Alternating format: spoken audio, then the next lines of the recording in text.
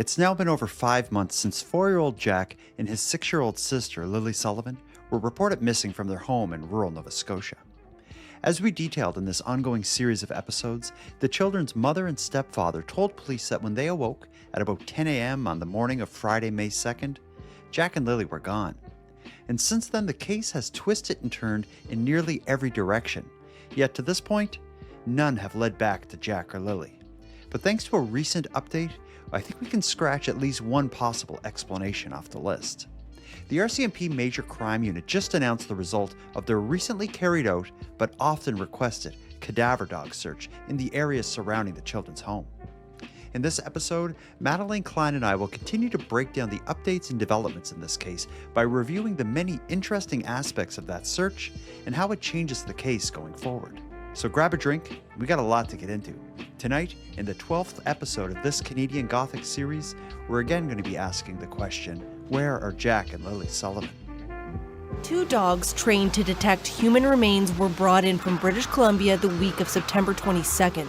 They spent about 3 days searching a total of 40 kilometers for evidence of the 2 missing children. I didn't do anything. I know Malaya didn't do anything. I know my mother didn't do anything. Those are 3 people on the property. I mean, after the polygraph exams, they should have known right there. We didn't kill any of the kids, or we didn't kill the kids. You are listening to Canadian Gothic. Ms. Madeleine Klein, we're back now to discuss the 5th month in the search for Jack and Lilly Sullivan. It's been a couple weeks since we did an episode covering this story, and that's probably because it's been a little bit since there's been updates, but we have some to break down this week. But before we get into them, let me ask, how you doing over there, Madeleine Klein? Oh, I'm, dandy. Can't complain. I'm sure I could find something to complain about, but... I'll make it easy for you. It's October, and I believe Regina has already had their first snowfall. It was so ugly yesterday. And there's still snow on the ground today. I woke up just in a terrible mood because I was expecting it to all be gone, and it's not. That is pretty sad. It's probably, I'm in Nova Scotia. You're on the other side of the country. It's 15 degrees here about. Oh. So I'm guessing you're just below zero. It's crazy the difference in climate from one side of Canada to the other. I'm glad I live on this side, though. I'll just say it up front. And I'm always jealous. I could see my breath last night. Like, it was crazy. So yeah, that is crazy. Only 6 more months to go for me. Well, let's get into it. We've been breaking down and following the updates related to the disappearance of and search for Jack and Lilly Sullivan for now 5 months.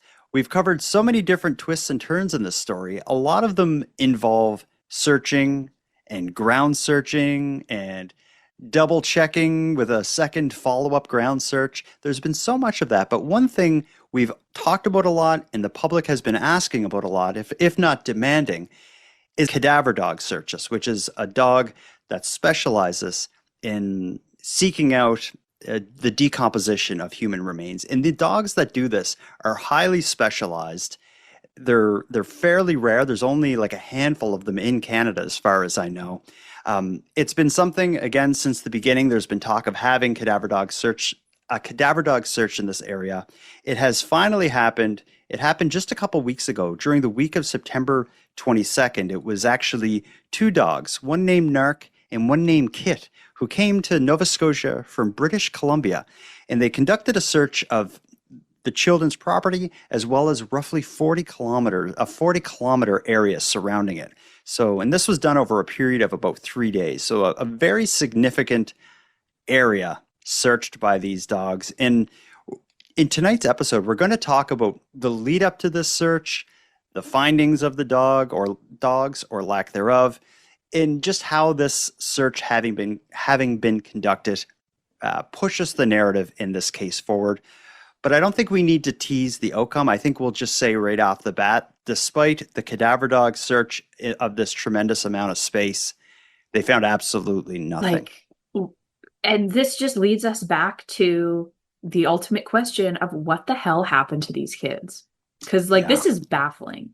And the accuracy of cadaver dogs, they are so good that often when cadaver dogs are deployed, even if they don't find the subject that they're specifically searching for, they can end up finding other human remains for unrelated cases because they are that good. I was just going to say something like that. Like 40 kilometers, It's a big area. that's a long ways. So these dogs are incredible. The fact that despite their skill and experience, having found absolutely nothing, yeah, there's a lot to talk about.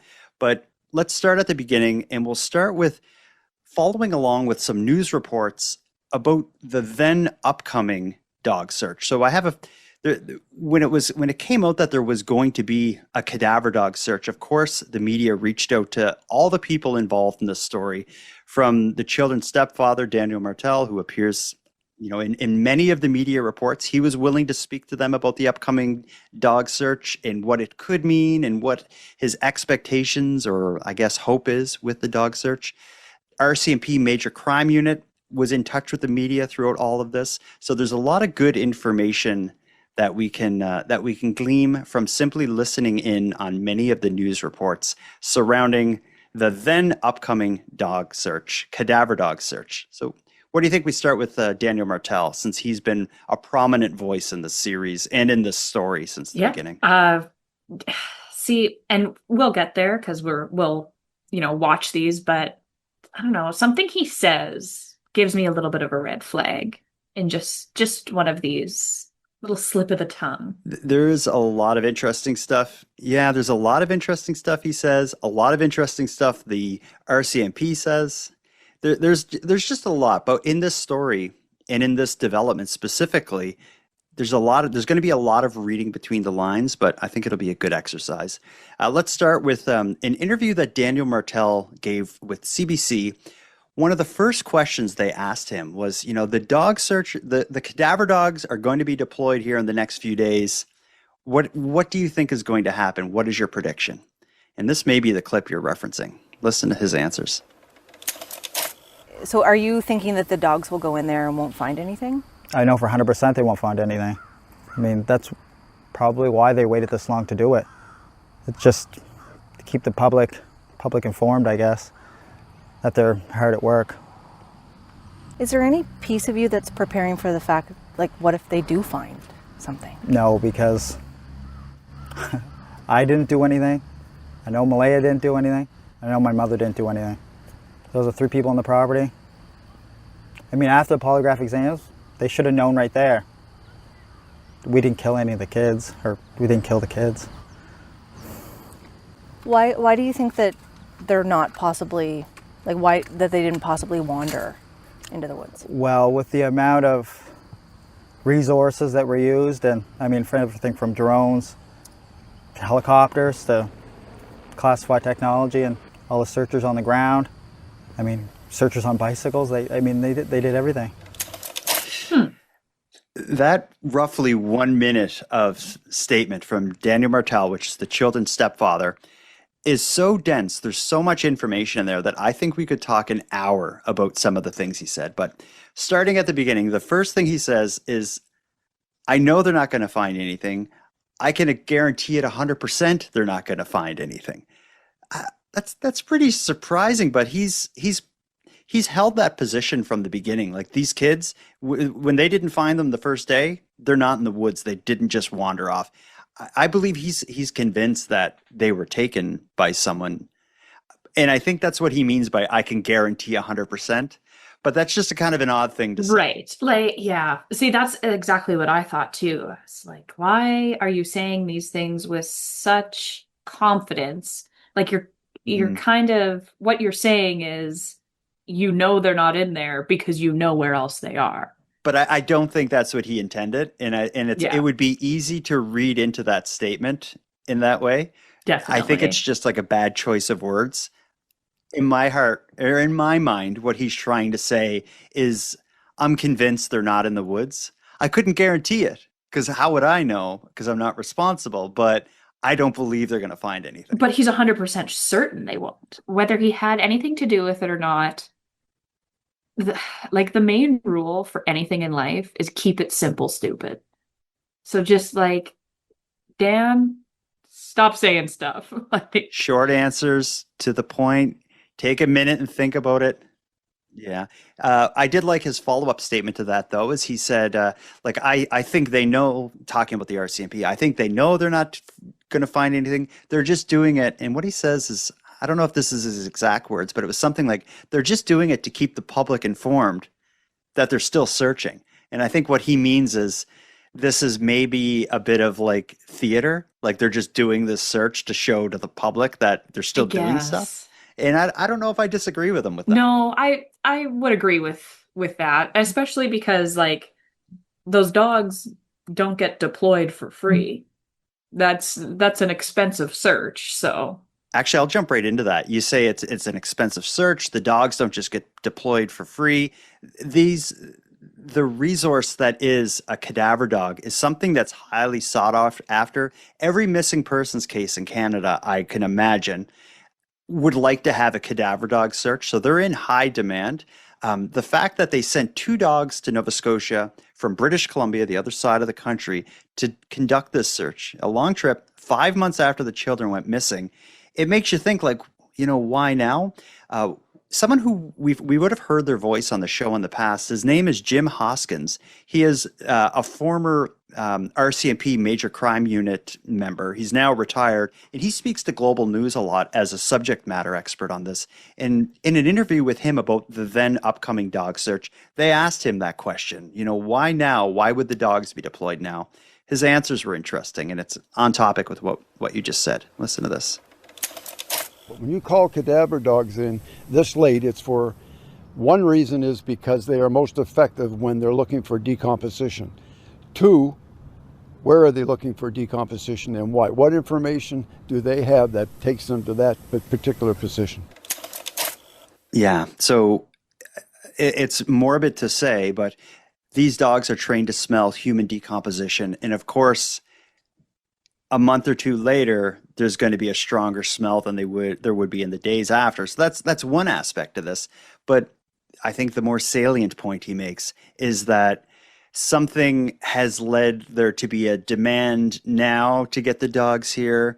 And where they take the dogs is an area obviously of interest. So we can read between the lines with what the RCMP are doing by, where they're searching. But as it turns out, this dog search seems to cover the children's property in a 40-kilometer area around the home, which is basically the full area that the ground search was conducted in the beginning. So that kind of makes me think it isn't that targeted of a search. It's not like they were just in one specific area.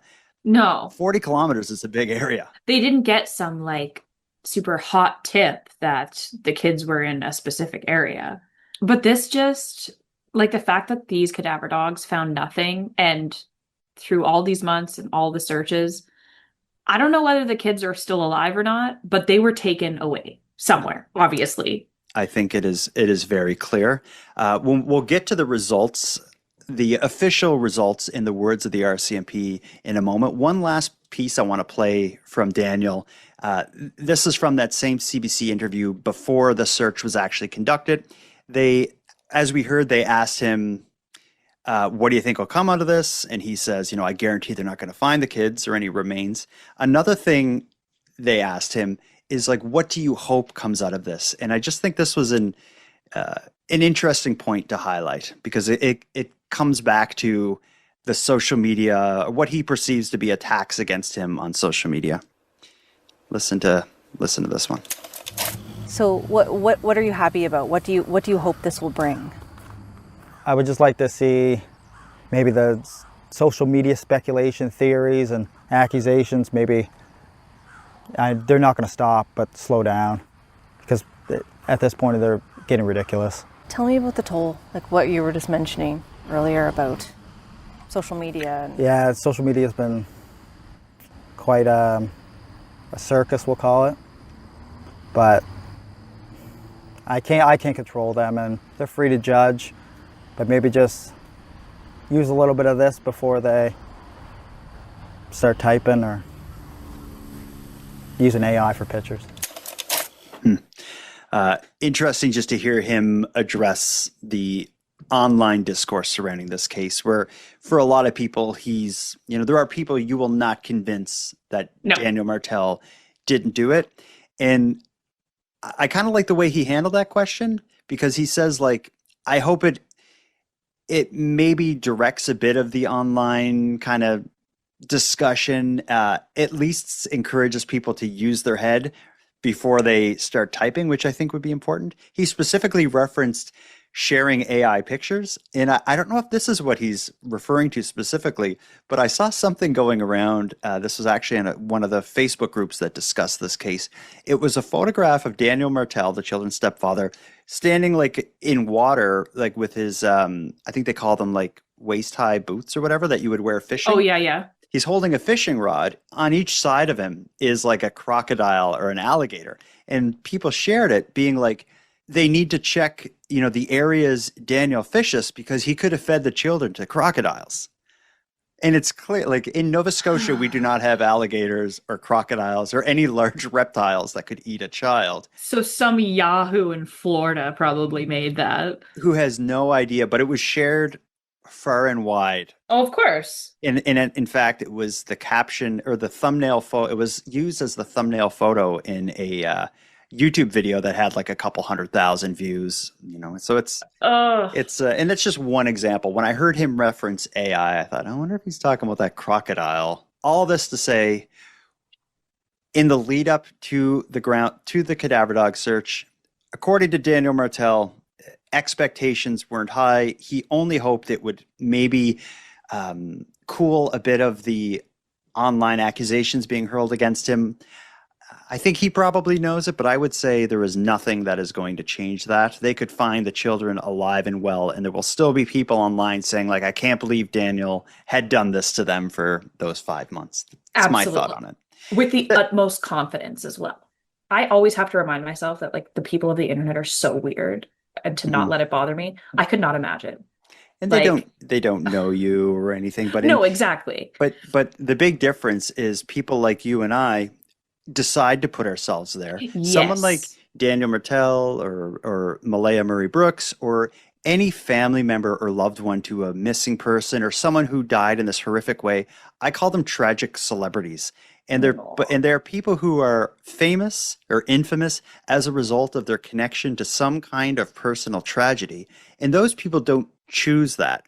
That's why they often come across weird in media, and they kind of make the perfect target for picking apart their statements and their words and stuff, because they're not like public speaker type people. They're just regular people that are thrust into the spotlight during one of their darkest moments for everybody to look at and follow like it's, a Netflix documentary, because it probably will be before you know it. Yeah. No, you're absolutely right. That adds another level of like tragedy onto it, pretty much. Yeah. But that said, there is reasonable criticism of people involved in these stories. So it's I think like what Daniel said, and the part of that last statement that I agree with is, people are free to talk about this and free to have their own opinions. I just wish they would use their head before they start typing and, not share AI crap.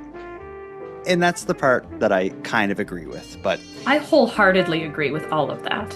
Yeah, me too. So let's take our first break. When we get back, we'll pick up with the search having been completed, and we'll hear what the RCMP had to say about this.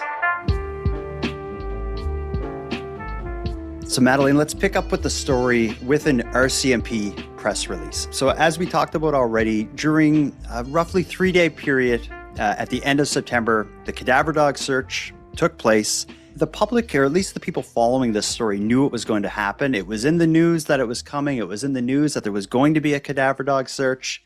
But then there was just kind of nothing. What we did know is if they found anything, it would have been major news. So just the absence of news updates about the cadaver dog search that everyone was expecting, the absence of that update led people to think they didn't find anything. It wasn't until the RCMP released a press release the first week of October, about a week and a half after the cadaver dog search happened, that we got the official explanation for what went down. I'm going to read it to you, and I apologize for the language used in this. Police press releases are often pretty kind of generically worded. Let me read it. The Northeast Nova RCMP Major Crime Unit continues to explore all possible scenarios in its efforts to locate Lilly and Jack Sullivan after searches in Lansdowne Station didn't result in finding human remains. In late September, Inspector Luke Reddy and his police dog Narc, as well as Sergeant Dave Whalen and his police dog Kit, searched for Lilly and Jack in Lansdowne Station, covering a total area of 40 kilometers. The teams, which are specially trained in detecting human remains, searched at the property from which the children went missing, along the pipeline trail and its intersecting trails, and in an area where a pink blanket had previously been found. However, the teams didn't locate any human remains. And now they're quoting people associated with this. The dogs are highly trained to detect and indicate the scent of human remains. Therefore, if the dogs didn't alert their handlers, it suggests that the dogs were never in the presence of human remains odors, explains Staff Sergeant Stephen Pike of the RCMP Police Dog Service Training Center. However, that doesn't definitively rule out the presence of remains in the areas that were searched. It means either the odor is there and couldn't be detected, or that the odor simply isn't there. What? I think what they're saying is it doesn't 100% guarantee that the children's remains aren't there. It's just that maybe what they could have, the way they could have said it would have been something like, these dogs are, highly effective, but not perfect. I Maybe don't like something that. Yeah. I don't like any of that. Yeah, let me just finish it off here. While the searches were occurring, the investigative team in the Northeast Nova Major Crime Unit continued to assess and follow up on information that has been gleaned from more than 860 tips that have been received to date and 8,060 video files that have been reviewed. As well, forensic testing is continuing. Now, another quote. There are multiple aspects of this investigation ongoing simultaneously, says Staff Sergeant Rob McCammon, officer in charge of the Major Crimes and Behavioral Sciences Unit.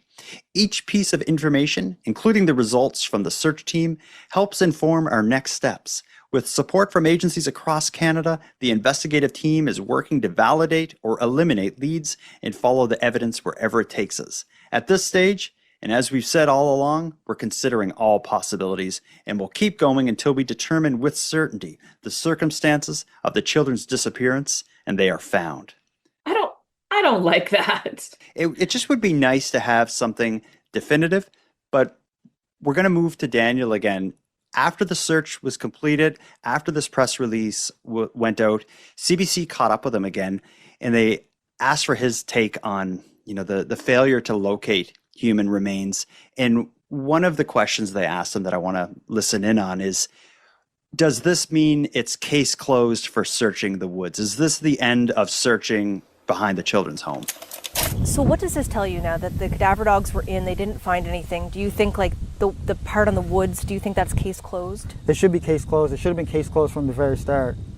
Because with the amount of resources and technology and amount of searchers and everyone deployed in that first initial search, that was a lot. That was an 8-kilometer radius outwards.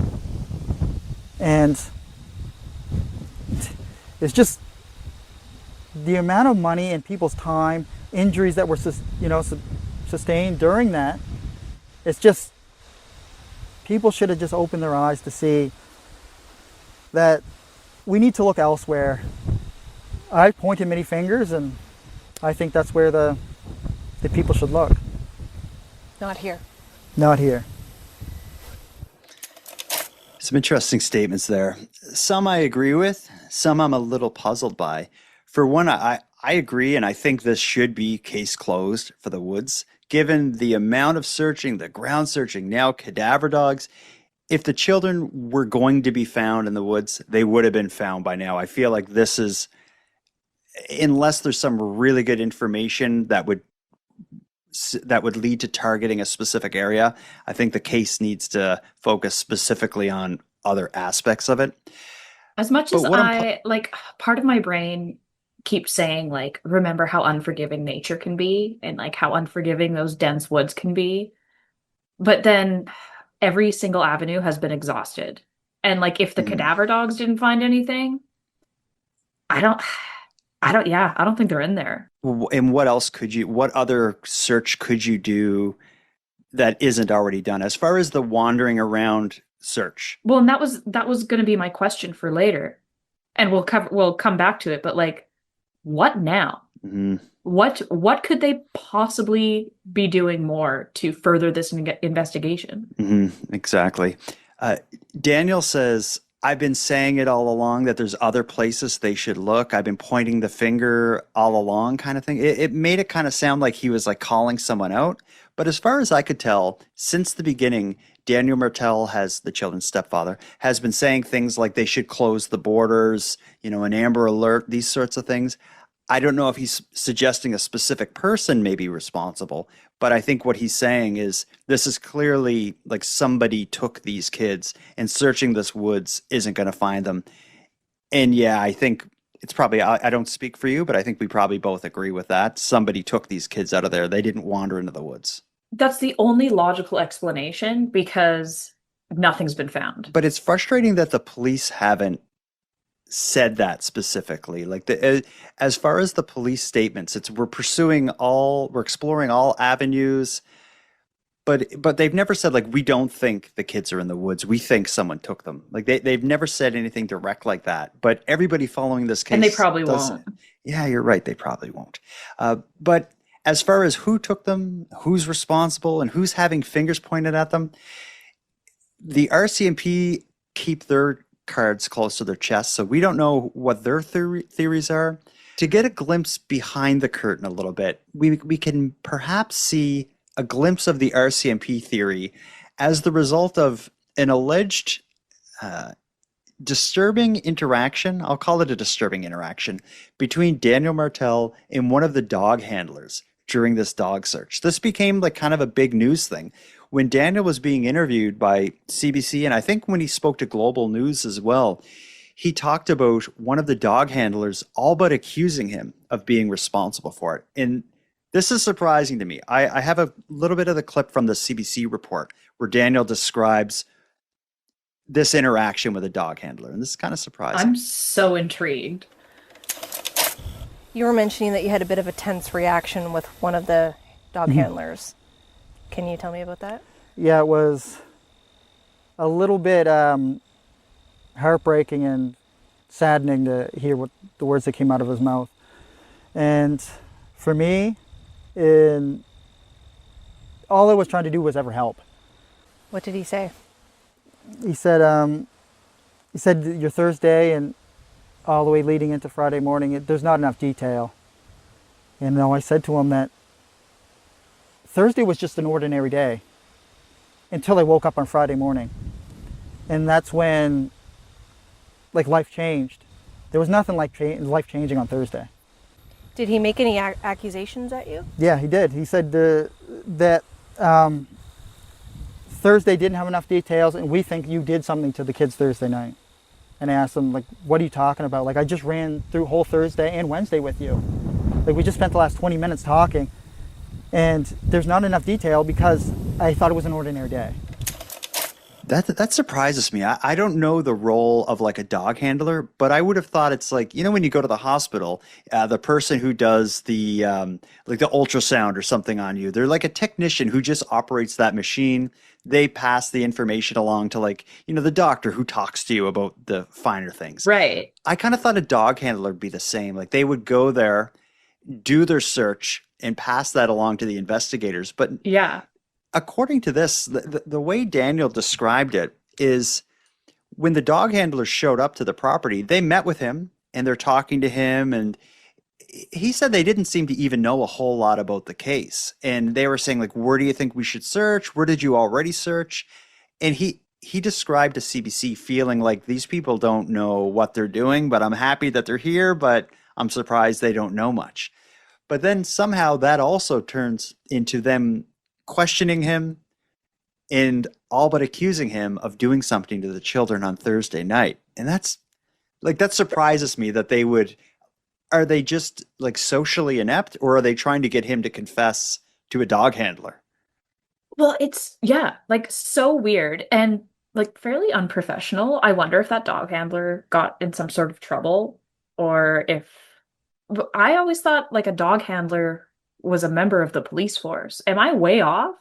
Well, they would be a member of the police force, but I would have thought that they would be a member of the police force that, especially with something specialized like a cadaver dog, Yeah. search. I thought they would be focused just on getting the dog to do their thing. I didn't think it would be at the point where they would be like, I could see them talking with Daniel and asking some questions, but I didn't think it'd be like the way he describes that. It sounds more along the lines of an interrogation. Yeah, or giving his unsolicited opinion on what he thinks happened. But it could be strategy. And since we're on this topic, I want to jump around a little bit. Staff Sergeant Rob McCammon, he is the head of the Major Crimes Unit in Nova Scotia here, and he's ultimately the one responsible for this case. His voice would have been on prior episodes of the show because he does speak to the media quite a bit. He had a sit-down interview as well with several news outlets, but the one I'm going to play from is a CBC report where he sat down and talked about the search that found nothing, but they specifically asked him about this moment and the dog handler all but accusing to Daniel Martel. I'm so glad someone brought it up. And actually, before I play it, I should also say, we'll listen to a few more clips from Staff Sergeant McCammon's interview. But just since we're going to jump right to this piece, I should say, up until now, all of his answers in his sit down with CBC are confident. He's looking forward, speaking clearly. I did find his tone changes for this question. Here it comes.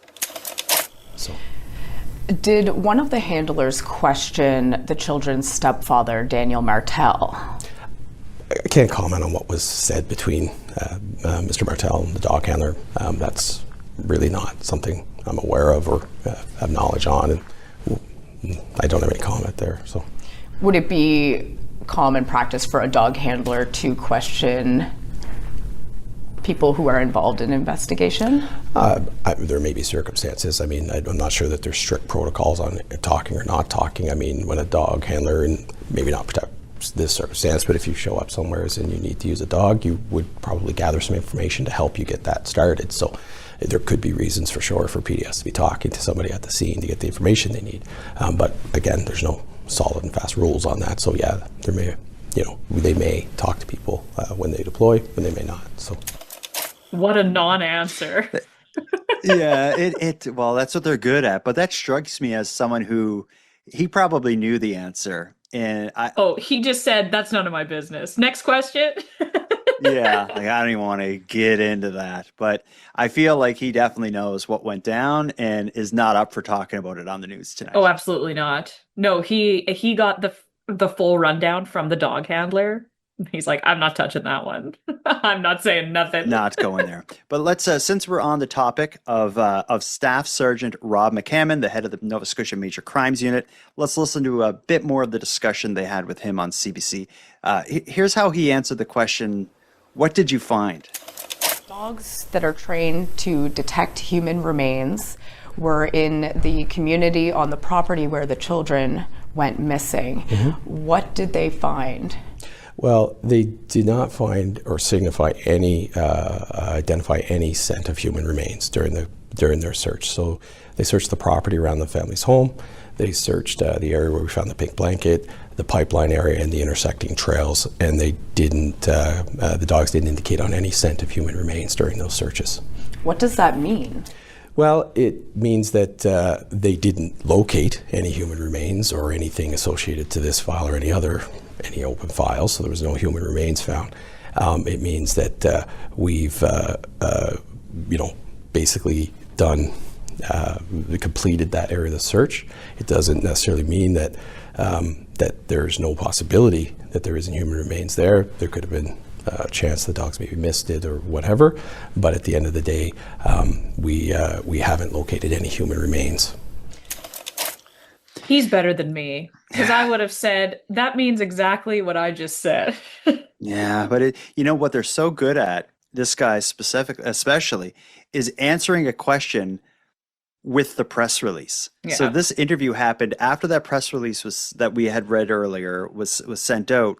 In his answer, it's just kind of like a recap of that press release. What else do? They don't have any other information that they're willing to, say to the public at least. So, I mean, you can't blame them. Yeah, they got to say something. And yeah, it's frustrating that at this point, they don't admit that the kids didn't wander off into the woods, and that they don't just say, this is obviously a criminal investigation. I'll play that actually as the last clip, because that's the question. If I could sit down with this guy, that would be the question I would ask him. Is it, at this point, finally a criminal investigation? I didn't get the chance to ask him that, but CBC did, and here's how he answered it. So to be clear, it's currently not a criminal investigation. No, it's not. We don't have any. We haven't collected evidence or facts or information that suggests criminal investigation or charges or anything like that at this time. So we are still investigating a missing person act. The news release today mentioned you're exploring all possibilities. I think a lot of people are wondering what the possibilities are here. Yeah. Of course, I can't talk about our investigative theories and our direction, but we, part of the role of being an investigator is to be unbiased and collect information and fact and make decisions based on that. So we continue to do that, and we will continue to do that until we have the answers we need to bring Jack and Lilly home. So another, I suppose, non-answer, no surprises in hearing that explanation. But I think, I don't know what benefit, it is frustrating to not hear them say, they're clearly not in the woods, it's a criminal case. It's frustrating to not hear that, but I don't know what benefit there would be to the public for that. No, it would just fuel the social media fire, in all honesty. And also, investigating a missing persons case, police have different authorities and there's different things that they can do than a criminal investigation. There's a whole separate act in Nova Scotia, the Missing Persons Act, which gives additional powers to investigators that wouldn't normally be there in a criminal case. So there is some benefit to investigating this as a missing persons case until they absolutely need to. So maybe that could be a part of it. They've been around the block. They've been there, done that, got the t-shirt. So I've got a lot of confidence that they know what they're doing. I'd like to hope. Yeah, I would hope so. But that sigh wasn't super convincing.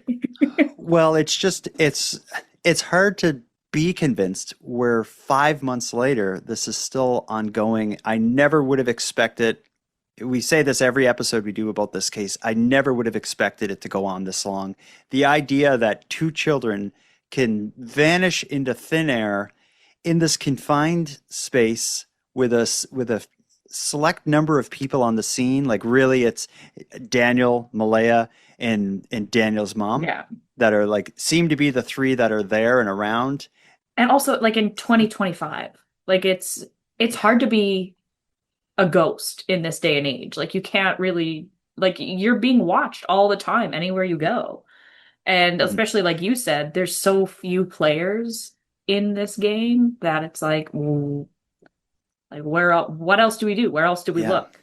And then on top of that, it's not like you're dealing with a group of criminal masterminds, and you're also dealing with people who seem to be open with this. At least Daniel and his mother have been on the news so often, every step of the way, Daniel especially. If he was responsible and he is that open with the media, it would be a completely unprecedented thing. And it's to the point that I just don't think it's even possible. But well, anything's possible. I mean, what if he's a psychopath? We don't know. You'd have to be beyond a psychopath. Even some of the highest profile examples of people speaking publicly to the media when it then comes out that they killed their kids or whatever, even the most high profile versions of that would pale in comparison to how often Daniel Martel is on the news talking about this. That's true. Every step of the way, he's the one who's standing there with the cameras and kind of saying things he shouldn't and just being a little weird, but and that's part of what makes me trust him. I just don't think it's possible. But you'd think that this far into the investigation, it wouldn't have gotten this far if he had something to do with their disappearance. 5 months is a long time. Yeah. If he had something to do with it, they would have figured it out by now. You would, because like you said, he's not a criminal mastermind. I agree. Let's take our final break. When we get back, I have one more news clip I want to share with you. It's Global News kind of did a roundup of the failed, so I'll call it the failed cadaver dog search. Failed only because it didn't find anything. I think the cadaver dog search was a success. It's just it didn't find anything. We'll hear Global News' recap of the whole thing. And there's a few interesting pieces to talk about in there, as well as we have a voicemail from a listener on a not so much a theory, but an observation I'd like to talk about with you as a new mother after this break. A new update in the investigation into the disappearance of 6-year-old Lilly and 4-year-old Jack Sullivan is raising more questions than answers. The sister and brother went missing nearly 5 months ago, and on Wednesday, the Northeast Nova RCMP Major Crimes Unit announced their efforts to locate the children continue. Are you considering this a criminal investigation yet? We're still investigating it as a missing person act. We don't have, we follow facts and evidence. So we collect the information, and from that we base our decision making. But for former officers like Jim Hoskins, everything made public in this case suggests criminal activity. So you got 2 kids missing under those kind of circumstances. To me, definitely a major crime and a possible criminal offense somewhere. Something nefarious, to me, may very well have happened. Not to mention a $150,000 reward for information, something Hoskins says you don't typically see in missing persons files. All the techniques for a major crime are on display. They just haven't said it is a criminal investigation. When the search first began back in May, sniffer dogs were called on scene. These dogs were specifically trained to pick up human scent, including that of recent human remains. Near the end of summer, human remains detecting dogs searched the area. The difference being these dogs can detect the scent of human remains months and even years following death. The dogs and their handlers scoured the 40-kilometer search area over the past few weeks, but turned up nothing. 98% of those dogs usually find something if it's there, especially after 5 months. The longer decomposition takes place, the stronger the scent is for these dogs. Some interesting stuff in there. A good recap of the case and the investigation. But I think the part that stands out to me the most is the comments by the now retired RCMP Major Crimes Unit member, Jim Hoskins. He says, all aspects of a major crime investigation are on full display here. They're just not saying it. And I agree, like what this seems to be from the outside is we're getting a look at the RCMP conducting a significant investigation into a major crime. They're offering a reward through the Nova Scotia Rewards for Major Crimes program. They're doing the cadaver dog searches, all these search and seizure warrants with the polygraph testing and everything else. Like this all just screams we're investigating the homicide of 2 children. Yet they won't say that. The official explanation up to this point from the RCMP seems to be that they wandered away, and that seems so unbelievable. Well, maybe they just don't have concrete evidence to declare it a criminal investigation happening. Like, yeah. I don't know. Maybe I find it hard to believe that they don't. Yeah, but maybe what that tells us is that they really don't know much more than we do. And that is terrifying. Oh, see, I never thought of that. Yeah, because we had, and we've discussed in part 11 of this series, we went through all the search and seizure warrants, which gave a breakdown of the investigation up to this point, the polygraph testing, the getting telephone and bank records and everything else.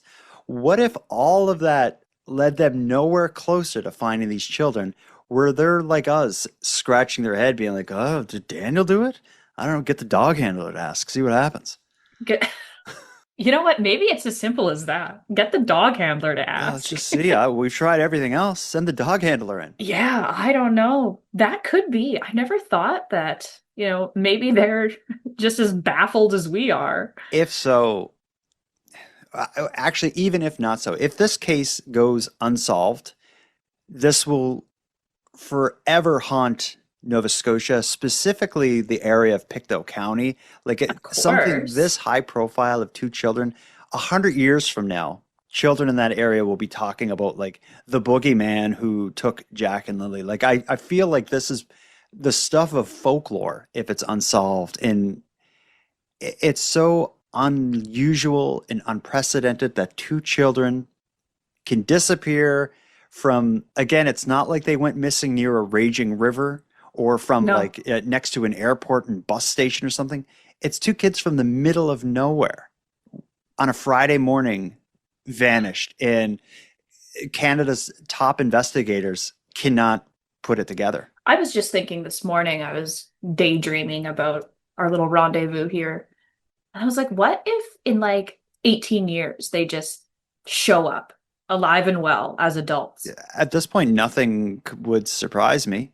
It could happen. And one of the prevailing theories that you'll see discussed online, although I will say I have not seen anything that would possibly support this, one of the prevailing theories is that the kids were spirited away by someone either connected to Malaya or the children's biological father's family. They were spirited away somewhere to keep them safe from the dangerous Daniel Martel, or keep them safe from some other kind of thing, and that the kids are being looked after, and that everybody involved in this story knows it. You'll see variations of that discussed online a lot, but there's really no evidence to support that, as much as there is evidence to support this being like a UFO abduction or something. I think it's for the public, and hopefully not so much for the RCMP. It's a complete mystery. But the RCMP, of course, they're not going to provide any of their theories to the public. I'm sure they have some. It's just that after 5 months, I don't know. Their theories must not be great, or must not have enough supporting information to push this further. Which is bizarre, because it is a mystery for sure, but there's an answer. Yeah. What is it?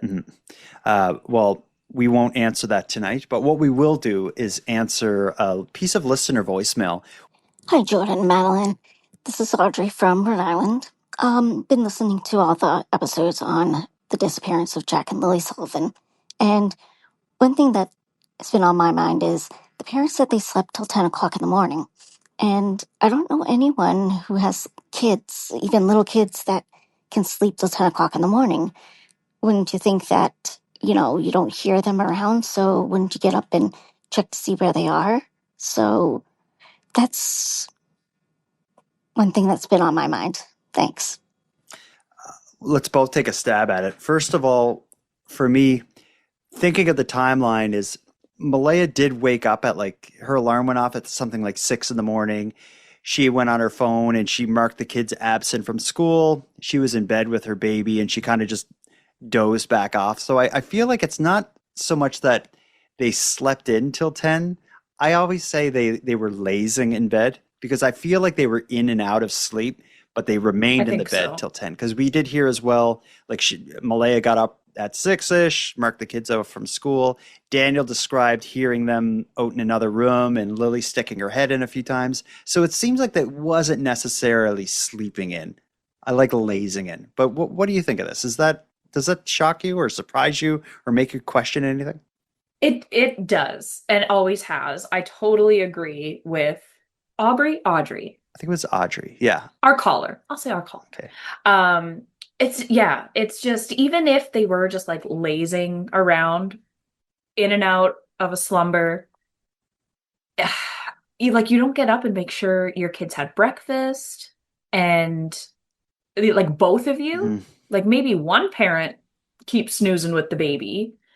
But also in that same breath, like, my kid's not 18 months old anymore, but even when she was, she didn't really snooze from 6 a.m. to 10 a.m. Yeah. Like, she was up. I know every baby's different, but when I have two, when they were 18 months, there's no way I was laying in bed till 10 o'clock. No. I would have been getting punched in the face from about 8 o'clock till 10 o'clock, probably. Hit with an iPad.